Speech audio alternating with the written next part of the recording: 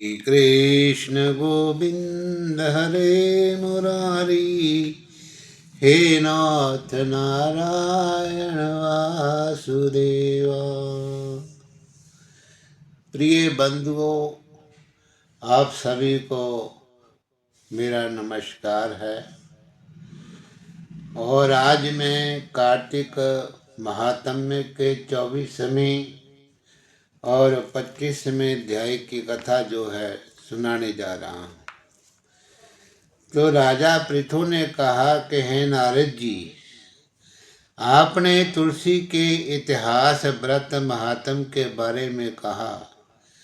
अब ये बताने की कृपा करें कि कार्तिक मास में और भी देवताओं की पूजा होती है। ये भी मुझे समझा करके कहिए। नारद जी ने कहा कि पहले समय में पर्वत के निकट कर्तिपुर में एक धर्मात्मा धर्मदत्त नाम का ब्राह्मण रहता था। वे भगवान विष्णु के सब व्रत करता था। एक दिन कार्तिक मास में वे एक पहर रात शेष रहने पर जागरण के लिए भगवान विष्णु जी के मंदिर में हर प्रकार की सामग्री लेकर जा रहा था कि मार्ग में उसने एक बड़ी भयंकर राक्षसी को देखा, जिसके बड़े बड़े दांत, लपकती हुई जीभ और लाल लाल नेत्र थे। उसका शरीर नंगा और मांस रहित था।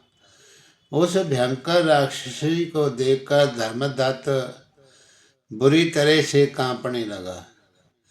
कुछ उपाय ना देख कर के उसने अपनी पूजा वाली थाली और जल का लोटा उसके ऊपर फेंक दिया, क्योंकि उसने भगवत नाम का जप करते हुए वे सामग्री और जल का लोटा जिसमें तुलसी दल पड़ा था वो उसके ऊपर फेंका था, जिससे उसके जन्म जन्मांतर के पाप नष्ट हो गए और पूर्व जन्म की उसे याद आ गई।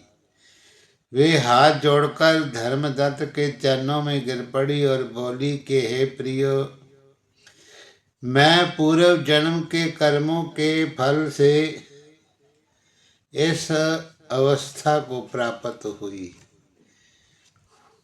नारद जी ने कहा कि हे राजन, उसे इस प्रकार प्रणाम करते देखकर अति विस्मित होकर धर्मदत्त ने पूछा कि तेरी ये अवस्था किस कर्म के फल से हुई? तू पूर्व जन्म में कहाँ रहती थी और तेरा कैसा चरित्र था?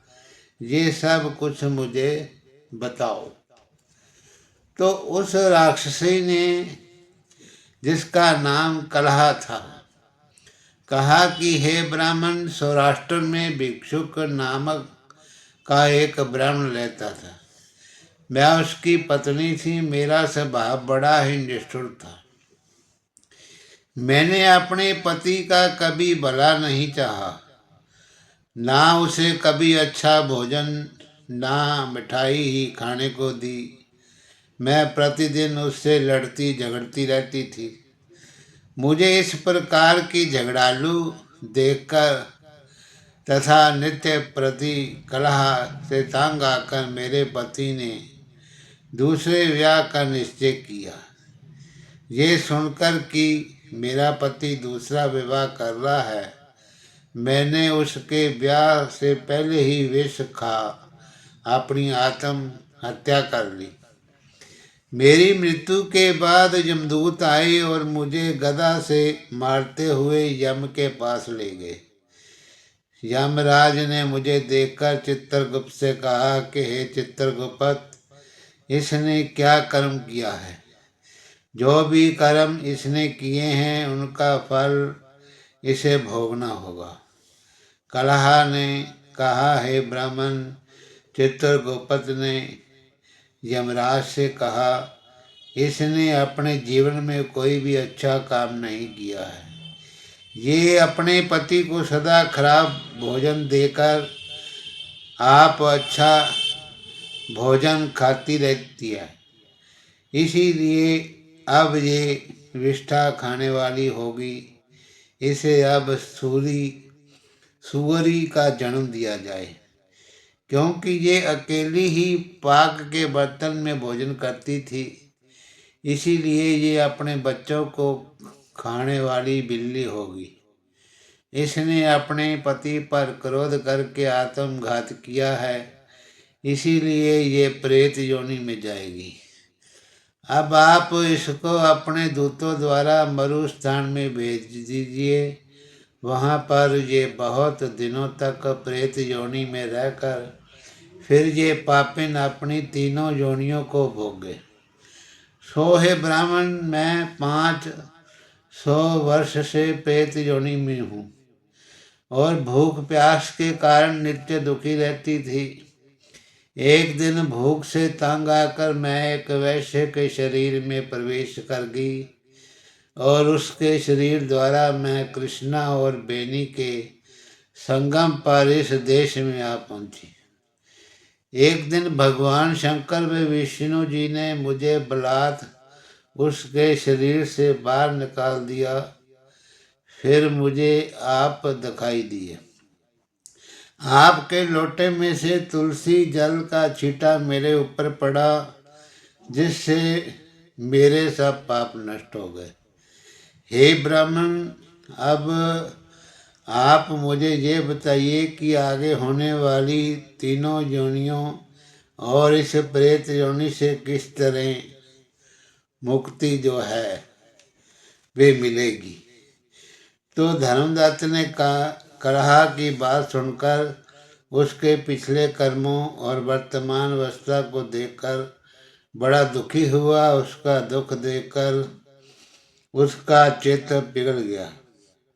फिर उसने दुखित भाव से कहा कि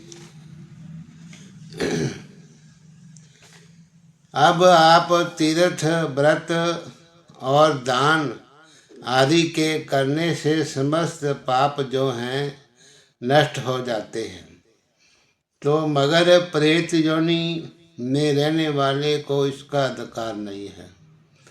तुम्हारे दुख को देखकर मैं अत्यंत दुखी हूँ और तुम्हारा दुख दूर किए बिना मुझे संतोष नहीं होता।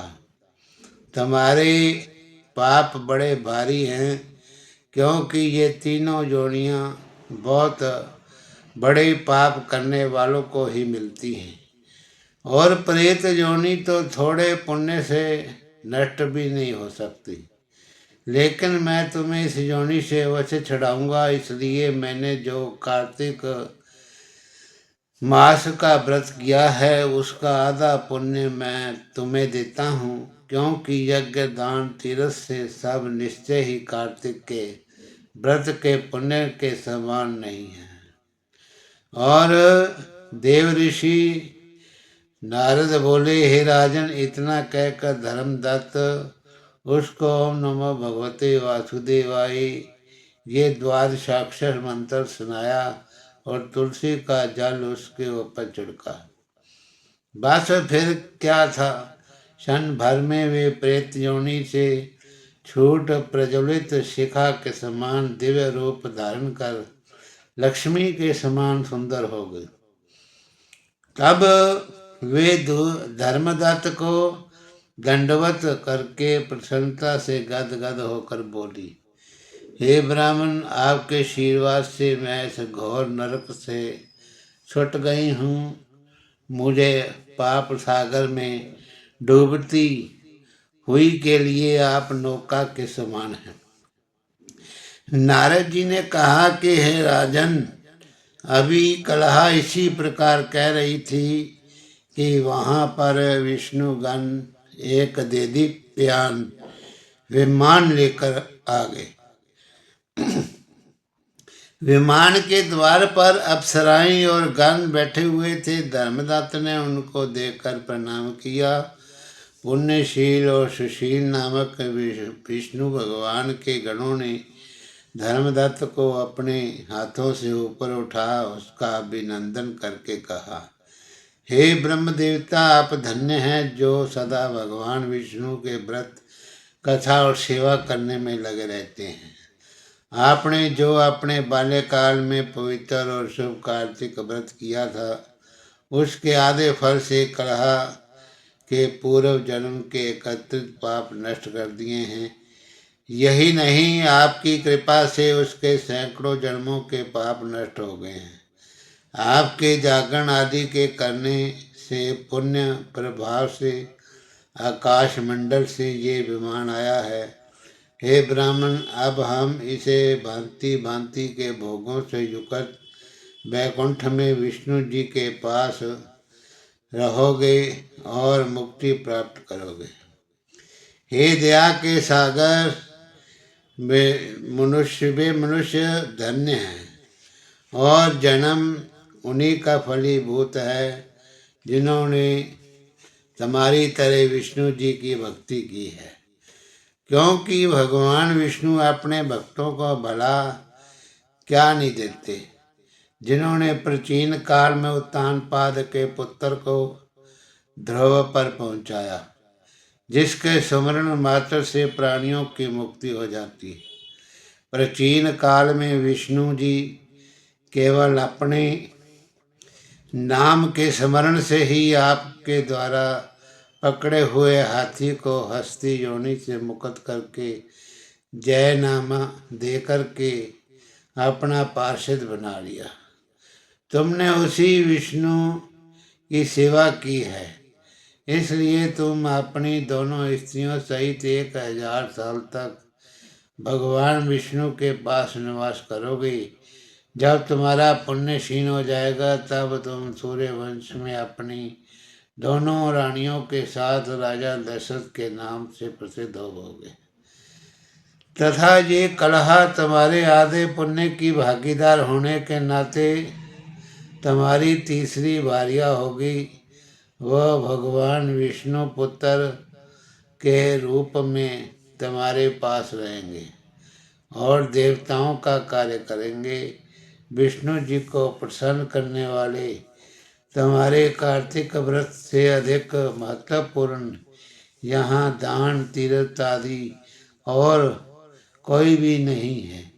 हे दया सागर, तुम धन्य हो, क्योंकि तुमने जगत गुरु भगवान विष्णु को प्रसन्न करने के लिए कार्तिक मास का व्रत किया है, जिसके आधे पुण्य के फल की भागीदार कला है। इस समय हम इसे अपने साथ विष्णु लोक में लेकर के जा रहे हैं। हरि ओम तत्सत। नमो नमः। अच्युतं केशवं राम नारायणं कृष्ण दामोदरं वासुदेवं हरे श्रीधरं माधवं गोपिकावल्लभं जानकीनायकं श्रीरामचंद्र भजे। हे अच्युत, हे पार ब्रह्म अविनाशी अविनाश, हे पूर्ण, हे सर्वमय दुख भंजन सुख रास। हे संगी, हे निरंकार निर्गुण के सब टेक, हे गोविंद, हे गुण निदान जाके सदा विवेक। हे अपरंपर हर हरे, है भी होवनहार, हे संतन के सदा संग निर्धारा के आधार। हे ठाकुर मैं दास हूँ, निर्गुण गुण नहीं कोय, नानक दीजो नाम दान रखो ये पीरोय। बार बार वर मांग हूँ, हर्ष देव श्री रंग, पद सरोज अनुपमनी, हरि भक्ति सदा सत्संग। सुत धारा अरु लक्ष्मी, पापी के भी होय, संत समागम हरि कथा, तुलसी दुर्लभ होय। कथा समापत होत है, नारद कथित प्रवीण, कृष्ण कथा करे मल हरे, गावो कर तलवीन। बोलो श्री विष्णु भगवान की जय।